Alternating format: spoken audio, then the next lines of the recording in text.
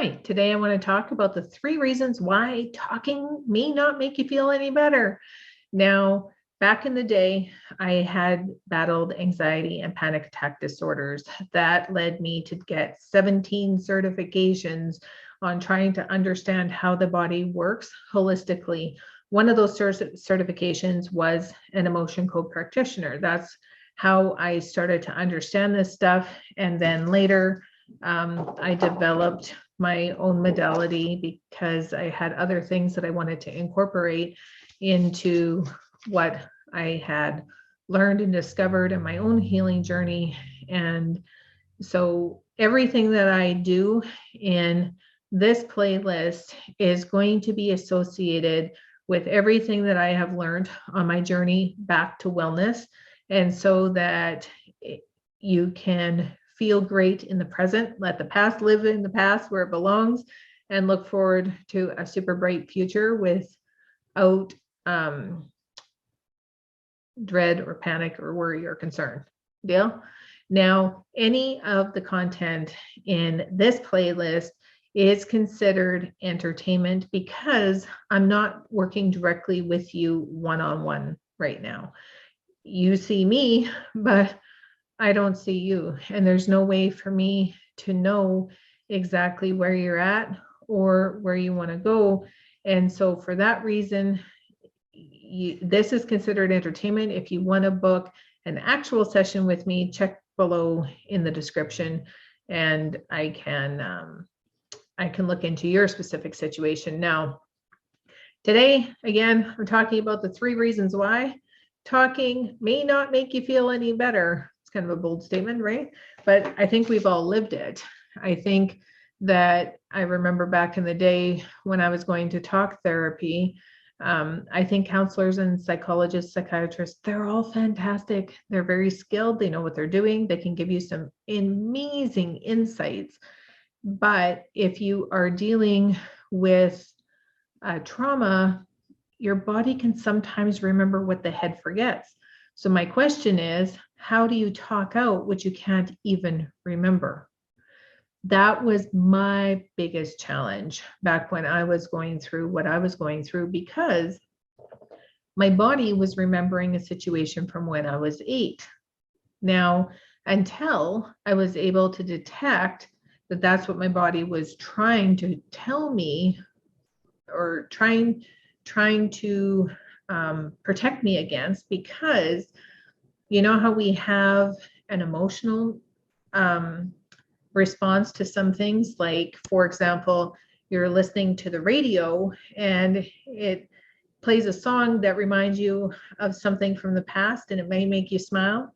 Exactly. Our bodies have immune system. After COVID, we all know this, but our immune system is designed to help the physical ailments, like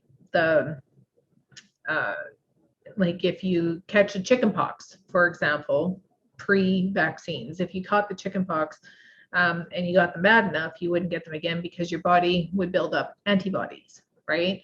Now there's vaccines for that, et cetera, et cetera. But our body was designed to heal itself and to build up those antibodies, and so that we don't get sick again. Now, fast forward, and we also have what I call an emotional immune system. So that emotional immune system, what it does is it remembers the heartache, anything that caused us pain in the past. It also remembers the good stuff. We just talked about that with the song, right? But it remembers the heartache that we felt, and it didn't like it. It didn't like it the first time, and it doesn't want to go through it anymore. The problem is, because it's trying to avoid it, if we forgot about that memory, the emotion is still tied to the memory. So if we're out living life and there is something that reminds us subconsciously of that old memory, then we start feeling how we did back then, even if we don't know what the trigger is, even if we are not aware of what it is that our body's trying to remind us of. Talk about frustrating. I know, I lived it. So what happens is when you are able to figure out specifically what the body is trying to remind you of, when you're able to detect that specific emotion tied to an old memory and release it, the memory doesn't wipe away. You can still keep the memory, but the emotional triggers tied to that memory disappear. Isn't that cool? It is super cool. And the other thing that can happen, I didn't know about this back in the day when I was suffering. I did not know that physical pain can be caused by emotion. Never got the memo, never clued in. But when you're able to release an emotion tied to an old memory, physical pain sometimes disappears too. Isn't that crazy? I know.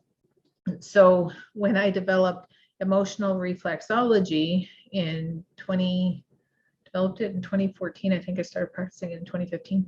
What had happened was when I would press a reflex and it was super tender, and then I detected the emotion tied to their memory and released it, the reflex didn't hurt anymore. Do you know how many times I get that funny look from clients when it happens? Because they have no idea what just happened. It's like they think it's crazy, right? It's bizarre. It's not something that we're accustomed to understanding. And it is amazing when you get to experience it. So the first thing, like I said, is you can't talk it out if you can't remember. You don't know what it is that your body's remembering, and that can cause a big problem. Now, the other thing that can happen is a lot of people, and I'm talking the majority of people, they focus on a symptom rather than a cause. And so when you talk about the symptom, what happens is the pain starts to get bigger because your focus is amplifying it.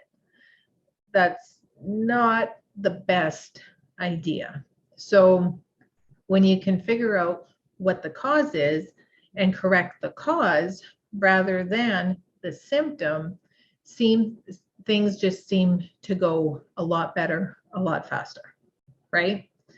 Now, the other reason why talking may not make it feel better is because if you are talking and it's triggering, then you put yourself into a loop of constantly being triggered. And if you're constantly being triggered, the only thing that you can hope for is eventually you get numb, which is not the same as removing the cause in the first place, right? So dealing with those constant triggers, if you're constantly triggering yourself, you're putting yourself in a state of stress, which it just doesn't feel good. Agreed? All right.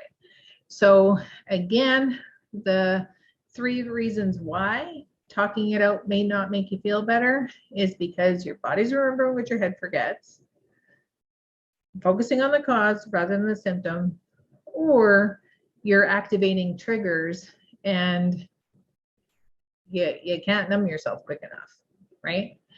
So I hope that this video has helped you. I would love to hear what you have to say about it in the comments.